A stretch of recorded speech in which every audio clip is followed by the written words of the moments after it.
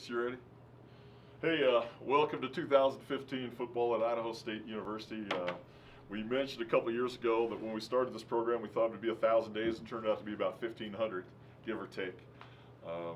We made a mid-course direct change in our defense 2 years ago, and going into our third year with new defensive coordinator Spencer Toon and Roger Cooper as assistant head coach. I like where we're at defensively. Offensively, from the moment we got here till right now, we have just been dynamic on offense. We've been great at quarterback. We've been outstanding at wide receiver. We finally got our offense line to the status and level that I think it's enables us to really be a competitive football team. I'm the most proud of the fact that we have revitalized our program academically, socially, and certainly on the field of play.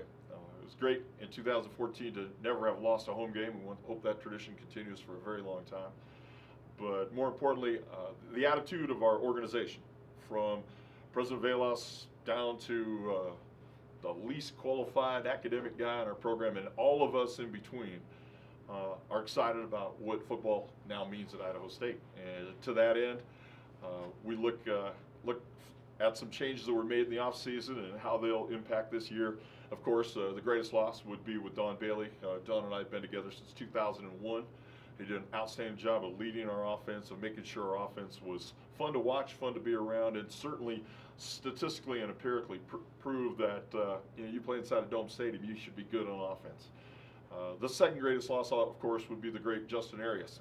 The one thing that Justin brought to us was a determination, a mental toughness about how to play the position of quarterback that was also shared by Kevin Yost, which was lost in the obscurity of such a god-awful mess in 2011 and 12. So our junior college quarterback play over the last 4 seasons has been spectacular. I think Michael Sanders will be able to continue that tradition. I love going into a season with a lot of weapons, a lot of bullets.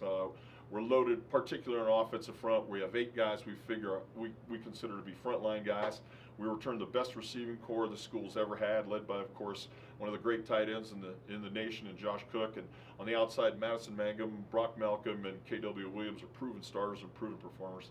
And at tailback, Xavier Finney brings back the counterpunch to our passing game with just a great dynamic amount of ability. So I'm proud of where we're at. We've got some unanswered questions that can only be answered on game day. One of those will be how we're going to punt, who's going to punt, when we're going to punt, are we going to punt, to be decided. The other part is, can we replace 2 featured underclassmen, or 2 featured defensive guys who are lost for the season? Mario Jenkins will not play this season. He's totally unavailable. And, of course, Tyson Manu, it's just about a sure thing now that he will not participate this season. With a red shirt available, we'll try to hold on to Tyson for the 2016 season if we can. To that end, we replace Mario with an excellent group of linebackers, particular Jake Pettit, a junior college transfer from College of Santa Barbara. He was a transfer to us. He grew up in Truckee, California, though, so he's aware of what it's like, life in a small town. And then, of course, losing Tyson in the back end allows us to put senior Kamina Ward on the field now on a full-time basis. So our depth is good. Our ability is okay. We'll just have to see how we play with 2 new guys in the starting roles on defense. Questions? Mike, from a quarterback situation, you weren't pleased at times during fall. To put it mildly, during fall camp, as Michael Saunders progressed to the point now where your confidence in him is okay going into the first game? I'm easily the most impatient person any of us knows. Easily. And at quarterback, my patience wears thin awfully quick. So much of what we do dynamically here depends on the quarterback's ability to think and to take what he learns in the classroom immediately to the field and make it work. And I think we got the message across to our entire quarterback core that as you play the position is how your brain works. I mean, anybody can spin it. Anybody can throw.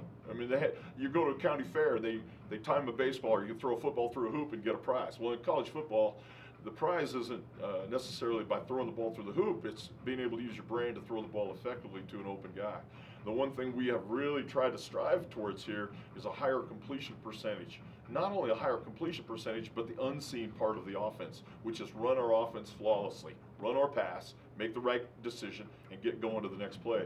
And I'll tell you what, Mark, I think over the last 2 or 3 days, we have grown and matured. Not that we changed our coaching, not that we changed anything, but grown and matured in that whole core of guys. They have a better rational understanding of how to play the position at Idaho State.